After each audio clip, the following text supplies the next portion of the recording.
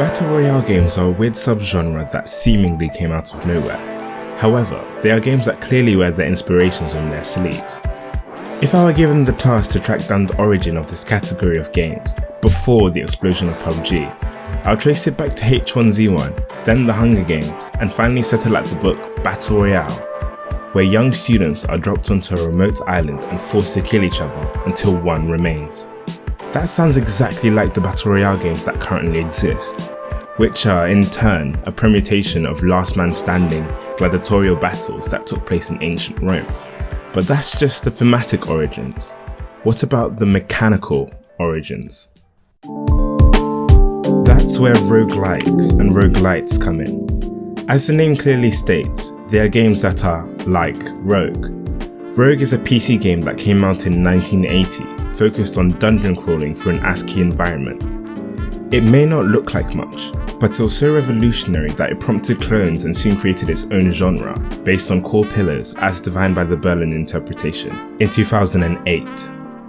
Those core pillars were Permadeath, procedurally or randomly generated areas, turn-based combat, grid-based movement, etc. There's a link in the description for a full wiki on the Berlin Interpretation. Traditional roguelikes such as NetHack are games bound by these rules, trying to be as much like Rogue as possible.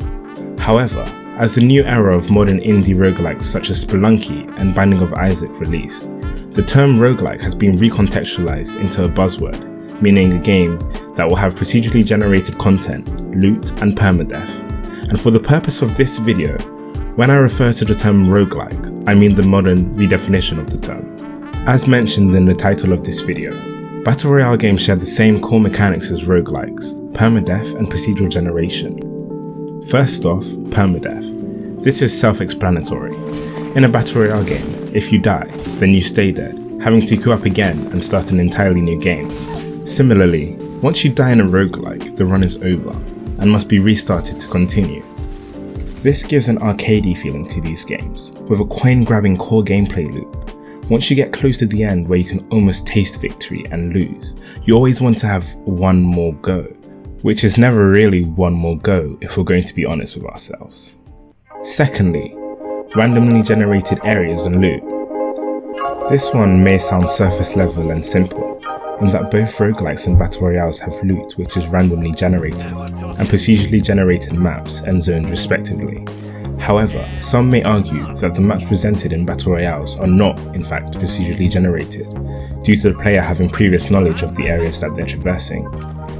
On the contrary, most roguelikes and roguelites, such as Wizard of Legend, The Binding of Isaac, Dead Cells, etc., all have pre-built rooms which are procedurally stringed together in a modular fashion.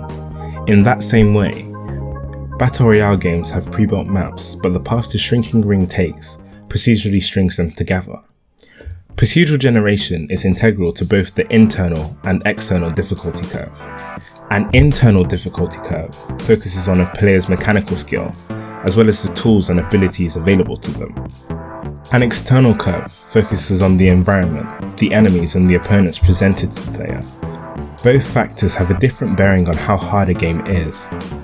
Battle Royale games tend to have an exponential external difficulty curve. Enemy players get much more powerful as they acquire rare loot for the endgame, as well as the playing field continually decreasing in size until there's no play area left, which exponentially increases the toughness of the experience. On the other hand, roguelikes generally have a linear external difficulty curve, with the challenges faced and the enemies fought steadily increasing in difficulty as the player progresses through the game. The interesting thing about randomized loot is what it does to the internal difficulty curve of these types of games. It changes the difficulty on each run depending on what loot you receive.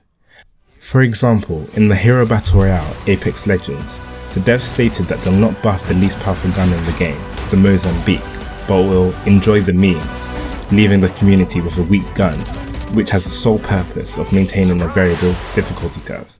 Similarly, when talking about difficulty and loot, Motion Twin, the creators of the roguelike action platformer Dead Cells, stated, "The weapons you find at the beginning of the game will quickly become obsolete.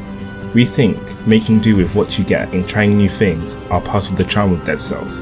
So we try to incite players to experiment through the random weapon perks." Watching time, Ace is in here for a lot of trouble. Oh, nice shot! Can he get another one there? Pulls out the alternator and he gets it. Great stuff from Ace, taking down tempo early on, saving the day for NRG. That is so needed. What? Game developers know about the big hero moments you can have in these games, like when you get godlike loot, allowing you to breeze through the experience into the late game as a force of mass destruction, or those times that you get really crappy loot and still manage to survive crazy tense scenarios that make you feel like a skilled assassin with godly mechanical skill. Battle Royale games do in fact hold the core pillars of the modern day roguelike genre.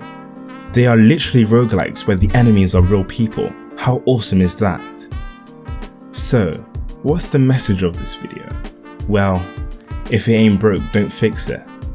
Battle Royale games modernize, evolve, and capitalize on roguelike mechanics, almost to a point of defining a new genre. If we focus on innovating on things that already work, rather than being obsessed with originality, that's where true success is found. Do you agree with this video? Comment down below with your opinions and insights. Like and subscribe for more game related content, video essays, reviews and more. Thanks.